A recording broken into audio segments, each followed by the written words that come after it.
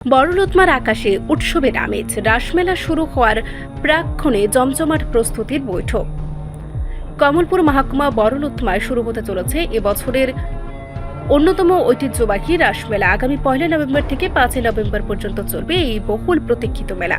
আর সেই মেলার শুরু হওয়ার প্রাক মুহূর্তে আজ অনুষ্ঠিত হলো অন্তিম প্রস্তুতি বৈঠক, যেখানে উপস্থিত ছিলেন জেলার প্রশাসনিক এবং জনপ্রতিনিধিদের এক বিশাল দল। আজকের এই বৈঠকে সভাপতিত্ব করেন মেলা কমিটির সভাপতি প্রদীপ কুমার সিনহা।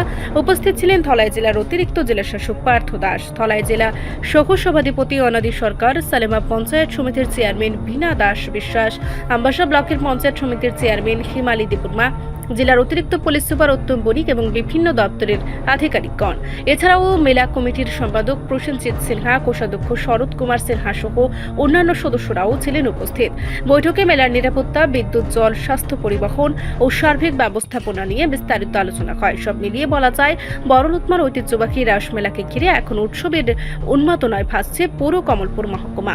উজ্জ্বল আলোয়, ধর্মীয় ভাবনায় আর সংস্কৃতির মেলবন্ধনে আবারও প্রাণ পেতে চলেছে বড়লুতমার শতবর্ষের এই রাসমেলা। নমস্কার।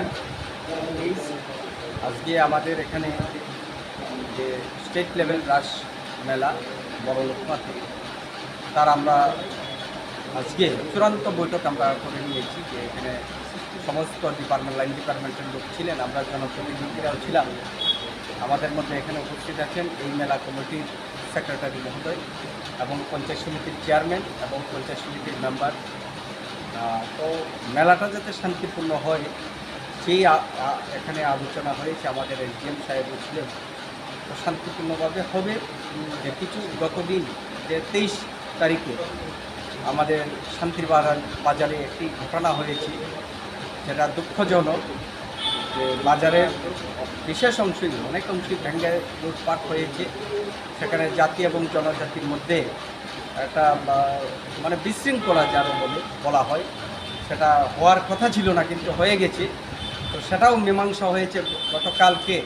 যে শান্তি বৈঠক, এখানে আমাদের ডিএম সাহেব ছিলেন, অ্যাডিশনাল এসপি সাহেব ছিলেন, এসপি ছিলেন এবং সমস্ত জনপ্রতিনিধিদের একত্রিত হয়ে এবং বাজার ব্যবসায়ী বৃন্দরাও ছিলেন, যে আর কোনো দিন এই ধরনের ঘটনা হবে না, এই প্রতিশ্রুতি উভয় দিক থেকে দিয়েছেন। এবং এই মেলার আগে পর্যন্ত যে 163 জারি ছিল, সেটাও শিথিল করা হয়েছে। যে বিকাল 4টা থেকে পরের ভোর 5টা পর্যন্ত হবে, সারাদিন বাজার হাট চলবে, এই প্রতিশ্রুতি দেওয়া হয়েছে। এবং মেলার জন্য আমরাও ওনাদের কাছে, আরেকটা দপ্তরের কাছে চেয়েছি যে মেলাটা যাতে শান্তিপূর্ণ হয়, যা 163 যাতে তুলে নেওয়া হয়। মেলার পর যদি কোনো সমস্যা হয় সেটা দেখা যাবে। আর আস্তে আস্তে তো শান্তিপূর্ণ পরিবেশ এসে গিয়েছে। রিপোর্ট, সংবাদ প্রতীক্ষা।